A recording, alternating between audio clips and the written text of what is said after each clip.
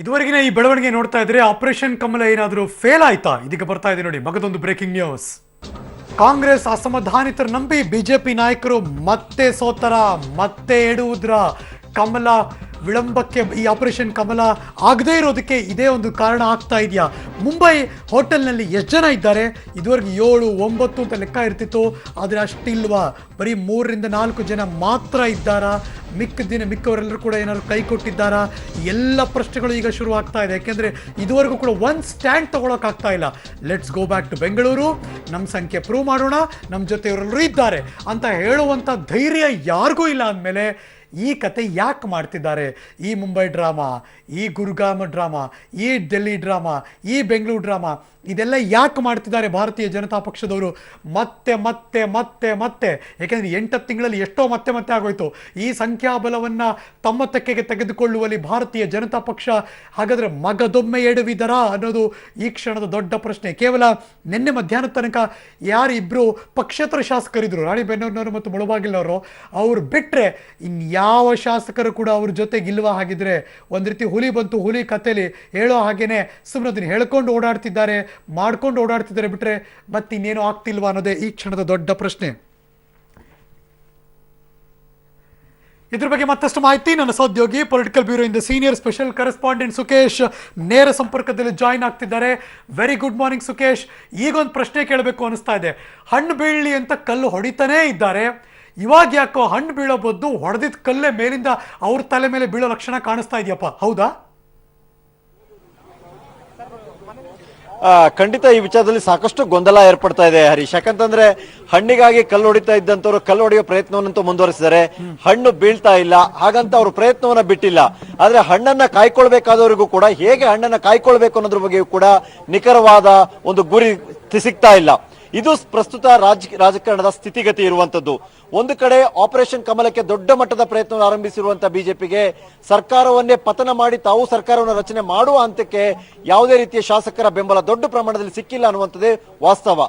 ಆದ್ರೆ ತಮ್ಮ ಶಾಸಕರು ಕೈತಪ್ಪಿ ಹೋಗದಂತೆ ತಡೆಯುವ, ಇನ್ನೂ ಹೆಚ್ಚಿನ ಸಂಖ್ಯೆಯಲ್ಲಿ ಕೈತಪ್ಪದಂತೆ ತಡಿಲಿಕ್ಕೆ ಏನ್ ಮಾಡಬೇಕು ಅನ್ನುವಂಥ ವಿಚಾರದಲ್ಲಿ ಕಾಂಗ್ರೆಸ್ ಜೆಡಿಎಸ್ ನಾಯಕರ ಮುಂದೆ ಯಾವುದೇ ಸ್ಪಷ್ಟತೆ ಇಲ್ಲ. ಅವರಿಗೆ ಆ ಸ್ಪಷ್ಟತೆ ಇದ್ದಿದ್ರೆ ಇನ್ನಷ್ಟು ಧೈರ್ಯದಿಂದ ಹೋದವರು ಉಳಿದವರನ್ನ ಉಳಿಸ್ಕೊಂಡಿದೀವಿ ಅನ್ನುವಂಥ ಆತ್ಮವಿಶ್ವಾಸದ ನಡೆಯವರಲ್ಲಿ ಕಾಣಬೇಕಿತ್ತು. ಆ ರೀತಿಯ ಯಾವ ಲಕ್ಷಣಗಳು ಕೂಡ ದೋಸ್ತಿ ಪಕ್ಷಗಳಲ್ಲೂ ಕಾಣಿಸ್ತಿಲ್ಲ. ಹಾಗಾಗಿ ರಾಜ್ಯ ರಾಜಕಾರಣ ಈಗ ಪ್ರಸ್ತುತ ಗೊಂದಲಮಯವಾಗಿ ಕಾಣಿಸ್ ಬರ್ತಾ ಇದೆ ಹರೀಶ್. ಸುಖೇಶ್, 4-5 ಬಾರಿ ಇದೇ ತರ ಪ್ರಯತ್ನ ಮಾಡಿ ಬ್ಯಾಕ್ಔಟ್ ಆದ್ರು, ಇನ್ನು ಬುದ್ಧಿ ಕಲಿಯಿಲ್ವಾ ಆ ಮಟ್ಟದಲ್ಲಿ? ಯಾಕೆ ಈ ತರದ ಡಿಸಿಷನ್ಗಳನ್ನು ತೆಗೆದುಕೊಳ್ತಾ ಇದ್ದಾರೆ? ಅವ್ರಿಗೆ ಗೊತ್ತಲ್ವಾ ಮುಂದೆ ಲೋಕಸಭಾ ಚುನಾವಣೆ ಇದೆ, ಇದು ಮತ್ತೆ ನಮಗೆ ಮುಳುವಾಗೇ ಬಿಡುತ್ತೆ ಅಂತ?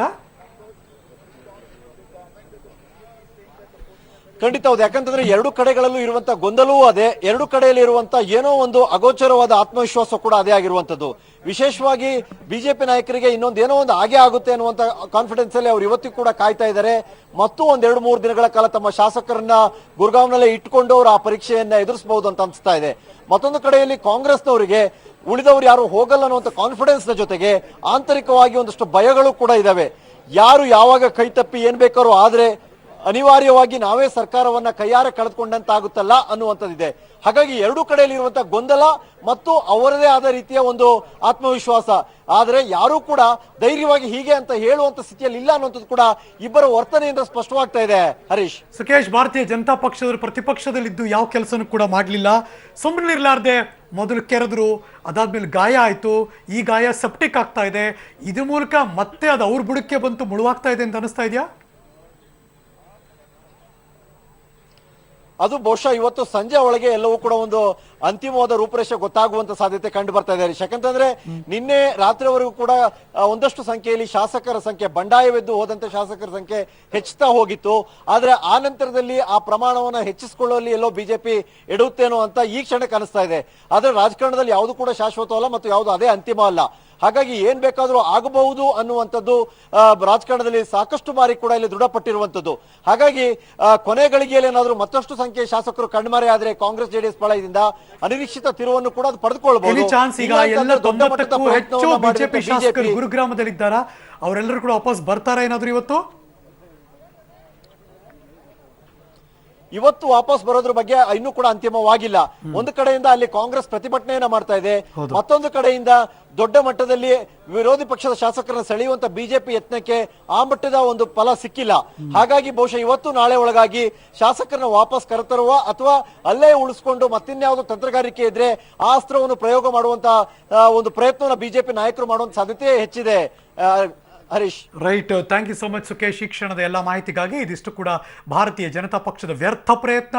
ಈ ಆಪರೇಷನ್ ಕಮಲ ಫೇಲ್ ಆಯ್ತಾ ಹಾಗಿದ್ರೆ ಅನ್ನೋದು ಈ ಕ್ಷಣದ ದೊಡ್ಡ ಕ್ವಶನ್ ಮಾರ್ಕ್. ಗೊತ್ತಿಲ್ಲ. ಮುಂಬೈನಲ್ಲಿರುವಂತಹ ಮತ್ತು ಗುರುಗ್ರಾಮದಲ್ಲಿರುವಂತಹ ಎಲ್ಲ ಶಾಸಕರು ಅಲ್ಲಿಗಾಗಲೇ ಪ್ರೊಟೆಸ್ಟ್ ಕೂಡ ನಡೀತಾ ಇದೆ.